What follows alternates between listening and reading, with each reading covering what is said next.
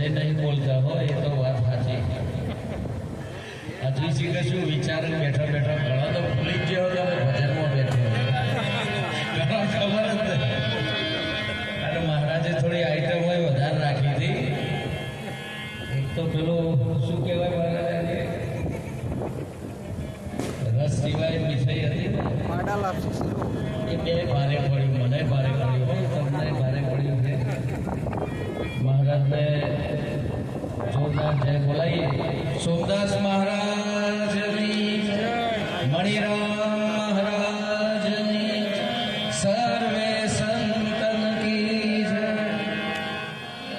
પ્રથમ ગુરુદેવને જેને આપ્યું નિજ જ્ઞાન, જ્ઞાન ગોવિંદ ઓળખ્યા કરી ગયું દેહ અભિમાન.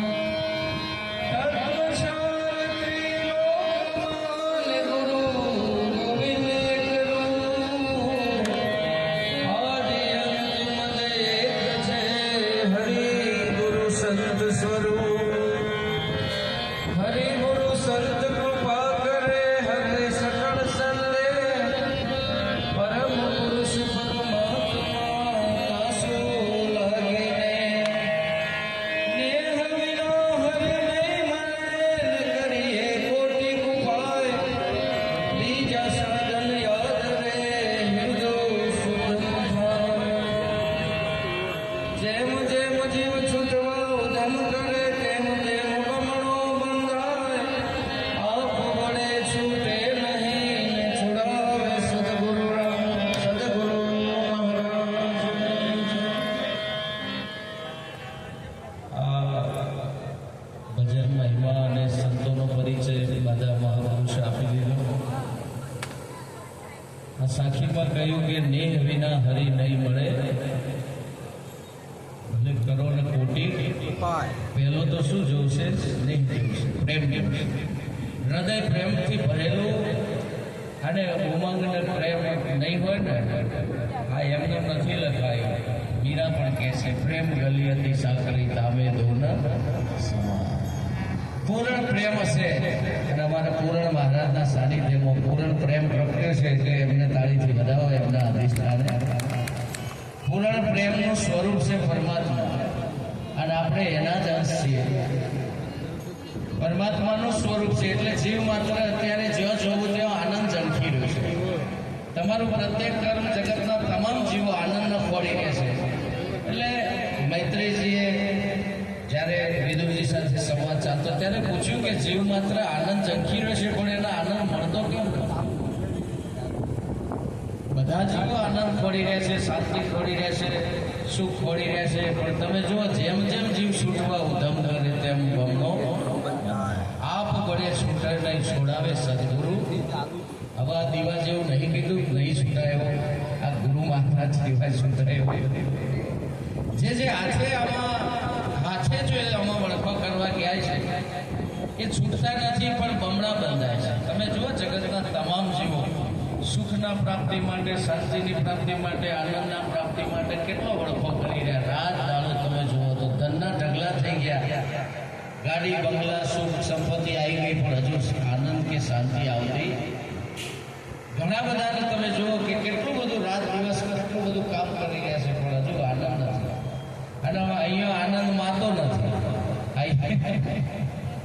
અહીંયા આનંદ માતો નથી એટલે કીધું ને આનંદ ઘડી હેતે ભજવાશે હરી. આનંદ ઘડી હેતે ભજવાશે હરી, મર સંત રેશો ભાગી મળ્યા. આનંદ ઘડી મન સંત રેશો ભાગી મળ્યા.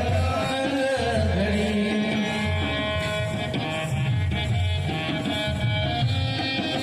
બોલજો બધા હાથે હો. તમને લાગુ જો હું ભજનમાં આવ્યો છું.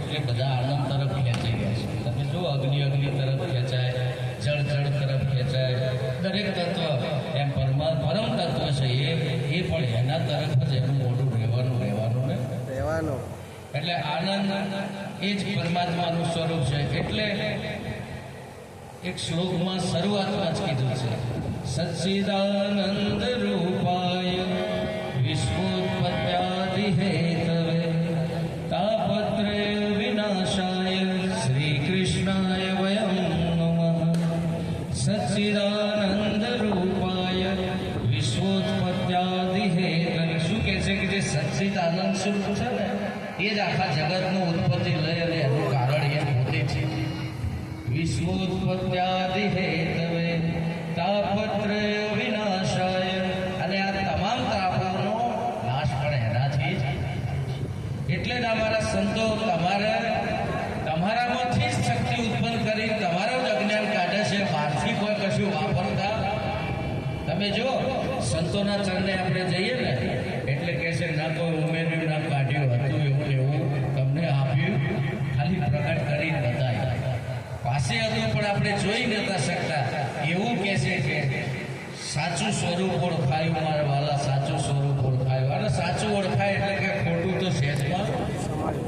એક વાર હું બસ સ્ટેન્ડ બેઠો હતો ખૂબ સમય પહેલા, અને બસ સ્ટેન્ડમાં બેઠો બસની રાહ જોતો હતો. મારે ખેરાલુ નોકરી માટે જવાનું હતું. ખેરાલુની બસની રાહ જોતો હતો મહેસાણા બસ સ્ટેન્ડમાં. અને એ વખતે 3 બસો પડી હતી, પણ એમાં એક બસ ખેરાલુ જતી નહોતી. બસો 3 પડી હતી પણ એક બસ જતી. અને એ વખતે એક નવી બસ મૂકાડી, ચોથી મહેસાણા અંબાજી બસ મૂકાડી. મને ખબર પડી કે આ ખેરાલુ જશે. અને માઇકમાં બોલાણું કે પ્લેટફોર્મ નંબર 9 ઉપર મહેસાણા અંબાજીની બસ મુકાય છે, જેને અંબાજી ખેરાલુ જવાનું હોય એ પ્લેટફોર્મ નંબર 9 ઉપર બસમાં બેસી. જો સામે દેખાડી, બોર્ડ પણ લખ્યું હતું, માઇકમાં એલાઉન્સ થયું. મારે ત્રણેય એકલા થઈ ગઈ, સાંભળવાનું, દેખવાનું અને સમજવાનું. આટલો બધો યોગ હતો છતાં બાજુમાં એક માજી આવીને મને પૂછ્યું, મને કે ભાઈ આ મહેસાણા અંબાજીની બસ મેકોણીએ કઈ? હવે મેં કીધું માજીને હમણાં છે ખરું, એટલે કોને છે સમજ્યો ખરું કે બોલ્યું ખરા એ સમજવાનું. દેખાય છે બસ હવે રિવર્સ થાય છે પણ માજી લક્ષ લઈ શકતા નથી. મેં પૂછ્યું માજીના હાથ કોણ? મારા જેટલી બધી ઇન્દ્રિયો છે, બધું સમજાય છે, સંભળાય છે, પણ આ માજી લક્ષ કેમ નહીં લઈ શકે? માજીને પૂછ્યું, કીધું માજી કેમ ના સમજવાનું? માજી કે હું ભણેલી. બોલો પાસે છે પણ પીરસી શકે નહીં એવો અગમ. આ પાસે છે, સામે છે, ઇન્દ્રિયો બધી છે, હાથ કાન નાક કાન મન બુદ્ધિ ચિત્ત અહંકાર બધા સાધન છે. મારા જોડે જે સાધન માજીને બધું છે, પણ માજી લક્ષ નહીં લઈ શકે. અને ના લક્ષ લઈ શકે તો પછી શું કરવાનું? માજીને ખાલી મારો હાથ પકડી પાડ્યો. મને કે ભાઈ તમારે, મેં કીધું હેડો મારો હાથ પકડો, હું હિંમત જાઉં છું તમને લેતો છું. એટલે જો સુગમ માર્ગ પકડવું હોય ને તો પછી ભણવા ના બેહાય. એ વખતે લખતા વાંચવાની જરૂર નથી. જે જાણતું હોય ને એનો હાથ પકડી લેવો. એટલે આપણે ટૂંકમાં પતે, જે જાણતો હોય એનો હાથ પકડો તો એના જેટલો જ પાવર આપણામાં આવે ને તરત જ આપણે લાઈટ થઈ જાય ને આપણું લક્ષ થઈ જાય. એટલે આ સંતોનો માર્ગ છે ને એ સુગમ છે. તમારે બહુ ભણવું ના પડે. જપ તપ તીરથ કાંઈ ન જાણું, સેજે સેજે હું તો સુખડા ના ગઈ ગંગા ગોદાવરી કાશી, ઘેર બેઠા કર્યા મને સ્વયં નવી. તો આપણે સહેલા બતાવું છે, બોલો ભટકી કેવું છે? બોલો ખરા. તો પછી અહીંયા ઢોલ વગાડી કે છે, કહે છે શાસ્ત્રો વગાડી ઢોલ વસ્તુ મોરી લઈને. મોંઘો માલ મફત વેચાય, ખાલી હાથે સીઝને જ આવે. અને એનો કોઈ ચાર્જ મારા સંતો નથી લે. આટલું મહાન કાર્ય કરે છે છતાં ચાર્જ, પણ ચાર્જ બહુ ભારે છે હો. આ જગતની કોઈ કિંમત મારા ગુરુને તોલી ના શકે, મારા ગુરુને હડપી ના શકે. એ ચાર્જ છે ને આ માથા હાટરનો માલ છે સાહેબ. આ વાર સસ્તામાં મળતી આ જગતનું કોઈ નાણું તમે ના ખરીદી શકો સદગુરુના વચનને, સદગુરુના આશીર્વાદ. કેમ કે એ તો કૃપા હોય મારા ગુરુદેવની, તો ભક્તિમાં આવે. એની કિંમત ચૂકવવી પડે છે, પણ એ કિંમત અહીંનું નાણું નહીં ચાલતું. દેશ વિદેશ કોઈ નાણું એ તો સંતની એની કિંમત જાણે છે કે આમાં શું ચૂકવું તો શું મળે પણ સુગમ માર્ગ છે એટલે નિરાંત બાપુ બોલ્યા છે કે સુગમ સુગમ શા મળ્યો રે વાલો સુગમ સુગમ શા મળ્યો રે વાલો શિર સદગુરુ હોય તેને રે શિર સદગુરુ હોય તેને સુગમ સુગમ શા મળ્યો રે વાલો સુગમ સુગમ શા મળ્યો રે વાલો શું આવો નસુરો મહારાજ આગળ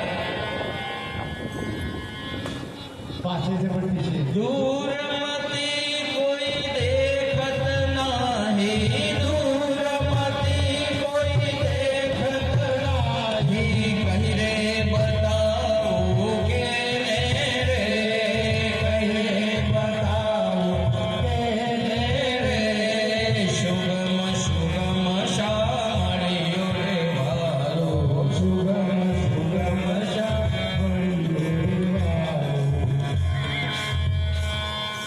પ્રભુ પીછાનો સૌને રે સાસો પ્રભુ પીછાનો સૌને રે સાસો આવાગમનની આટી રે આવાગમનની આટી રે સુગમ સુગમ શા મળ્યો રે વાલો સુગમ સુગમ શા મળ્યો રે વાલો શિર સદગુરુ હોય તેને રે શિર સદગુરુ હોય તેને રે આશે છે પણ પીરસી શકે નહીં પાસે પણ પીરસી શકે એવો યગમ લેખે રે એવો મરમ લેખે રે સુગમ સુગમ શા મળ્યો રે વાલો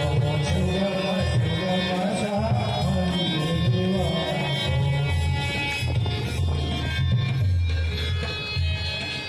અરૂપ છે પણ રૂપ અનુપમ અરૂપ છે પણ રૂપ અનુપમ દર્શી હોય તે દેખે રે દર્શી હોય તે દેખે રે હવે અહીંયા સમજવા જેવું છે.